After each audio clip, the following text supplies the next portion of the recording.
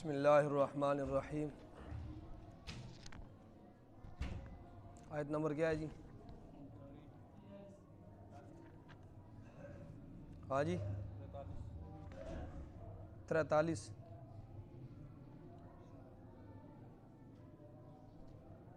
43 43 آیتیں ہو چکی ہیں۔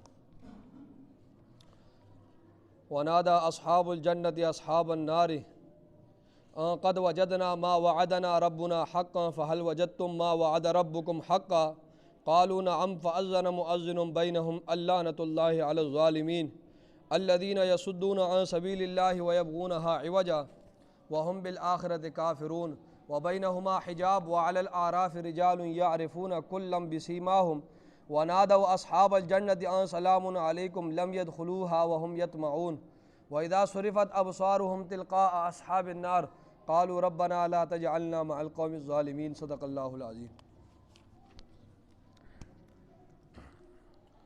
سورہ اعراف کی 43 آیتیں ہو چکی ہیں۔ پہلے ان آیات کا ترجمہ سن لیں، اس کے بعد تفسیر۔ وَنَادَى أَصْحَابُ الْجَنَّةِ، اور پکاریں گے جنت والے۔ وَنَادَى، اور پکاریں گے اصحاب الجنت، جنت والے، اصحاب النار، دوزخ والوں کو۔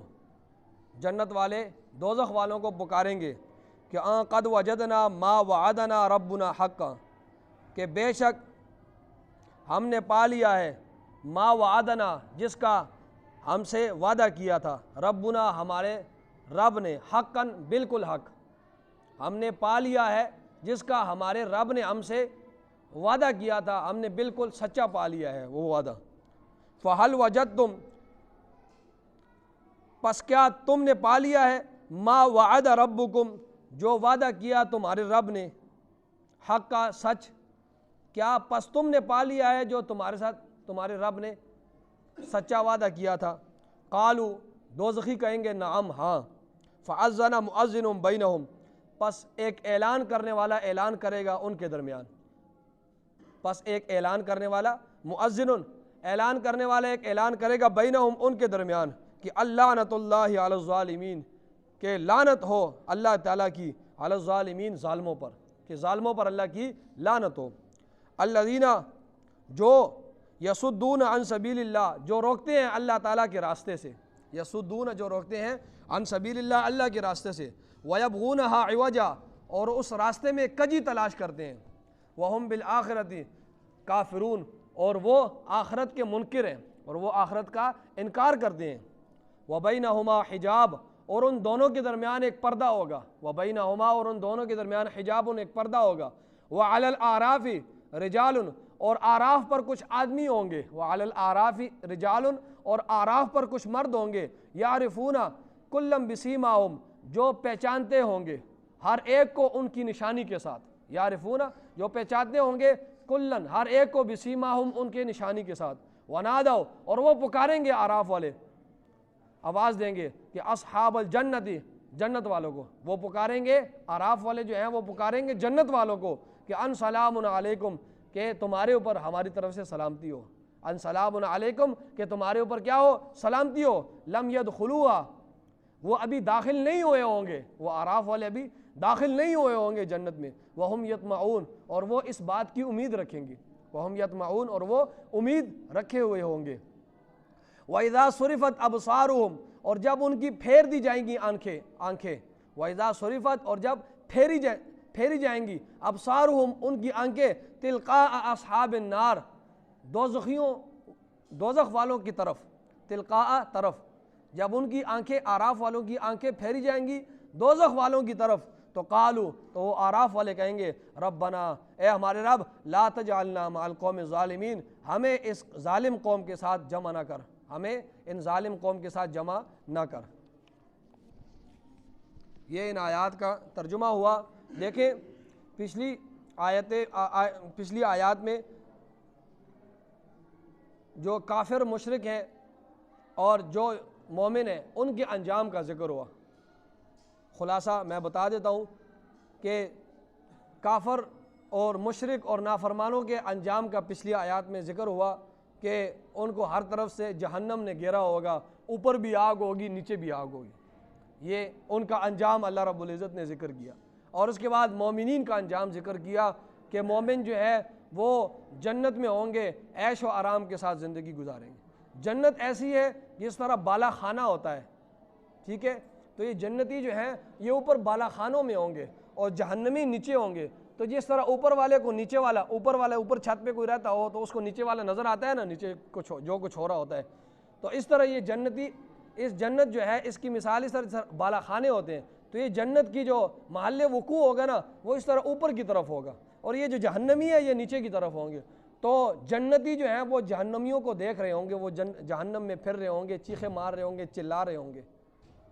باقی یہ جو جنتی ہیں یہ عیش و عشرت میں ہوں گے، اور ہر طرف جو ہے ہر علاقے میں جو ہے وہ نہریں جاری ہوں گی، اور جدھر مرضی ہے جون سا پھل کھانا ہوگا وہ یہ کھائیں گے۔ حور و غلمان ہوں گی آگے پیچھے ان کے ہیں، اور نوکر چاکر ہوں گے ان کے۔ اور پھر جو ہے روایات میں آتا ہے کہ ایک درخت کے جو بہت بلند ہوگا اور اس پر پھل پکے ہوئے ہوں گے، اس پر جو پھل ہیں وہ پکے ہوئے ہوں گے، تو لیکن اس کی اونچائی بہت ہوئی ہوگی۔ تو یہ جنتی جو ہے یہ خیال کرے گا کہ اب میں جو ہے یہ بڑے زبردست پھل ہیں، تو اب میں کس طرح یہ چڑھوں یا کیا کروں۔ اب وہ اسی سوچ میں ہوگا کہ وہ جنت کا جو درخت ہے وہ خود نیچے آئے گا اس کے لیے۔ اللہ قادر ہے ہر چیز پر، وہ خود اس کے لیے نیچے آئے گا اور اس کے سامنے وہ اپنا پھل کرے گا کہ تو کھا۔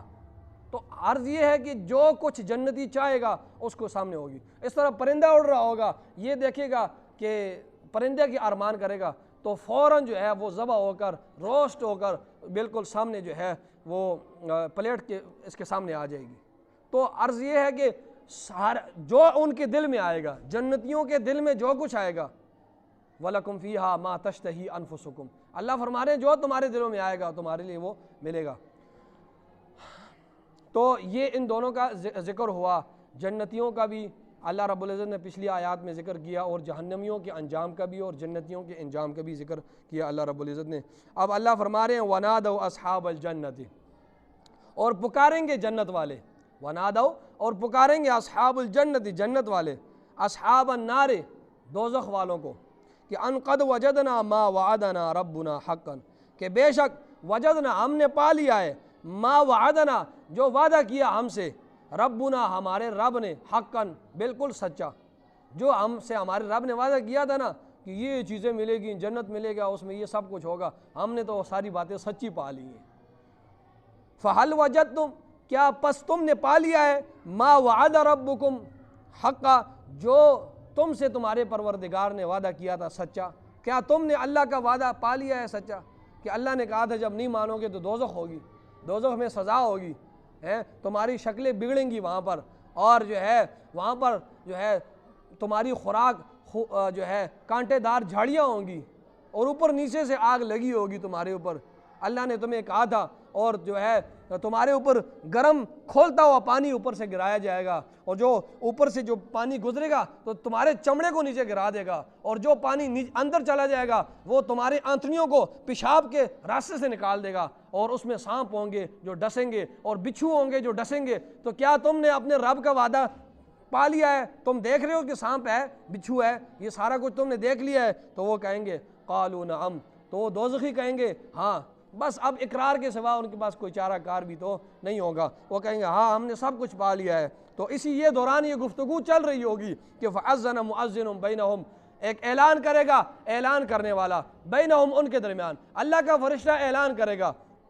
اور کہے گا کہ اللعنۃ اللہ علی الظالمین، کہ اللہ کی لعنت ہو ظالموں پر۔ اللہ کی یہ گفتگو کر رہے ہوں گے، اس وقت جو ہے ایک فرشتہ اعلان کرے گا جو ان کو بھی آواز سنائی دے گی، ان کو بھی سنائی دے گی، اور کہے گا کہ اللہ کی لعنت ہو کس پر؟ ظالموں پر۔ تو ظالم کون ہے؟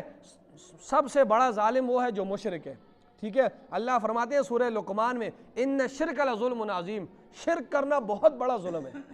تو ظلم کی جو سب سے بڑی قسم ہے وہ کیا ہے؟ شرک ہے۔ تو پھر ظلم باقی جو ہے وہ چھوٹی چھوٹی قسمیں ہیں۔ تو فرمایا کہ یہ کیا تھے؟ ظالم لوگ تھے، اور فرمایا کہ یہ ظلم کرتے تھے اور یہ کام بھی کرتے تھے، الذین یصدون عن سبیل اللہ، یہ وہ لوگ تھے جو روکتے تھے عن سبیل اللہ، اللہ کے راستے سے، ٹھیک ہے۔ یہ وہ ظالم لوگ تھے کہ ان کی ظلمیں یہ بھی ہے کہ شرک بھی کرتے تھے اور یہ اللہ کے راستے سے لوگوں کو کیا کرتے تھے؟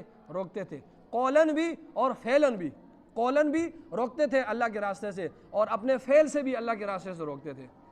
تو اس لیے دیکھو، بندہ ایک کام کرتا ہے نا، تو کوئی بندہ کام کر رہا ہو تو دیکھنے والے پر ان کا بڑا اثر ہوتا ہے۔ جس طرح مسئلہ بھی یہی ہے کہ شریعت بتاتی ہے کہ سنت نوافل جو ہے وہ گھر میں پڑھو۔ شریعت کیا کہتی ہے کہ سنتیں اور نوافل کہاں پر پڑھو؟ گھر میں پڑھو۔ گھر میں کیوں پڑھو؟ گھر میں اس لیے پڑھو کہ تمہیں دیکھا دیکھی بچے دیکھیں گے کہ ہمارا ابو یہ اس طرح کر رہا ہے، اور ہمارا دادا جو ہے وہ اس طرح کر رہا ہے، وہ سجدے میں اس طرح گیا ہے، وہ کس طرح کھڑا ہوا ہے۔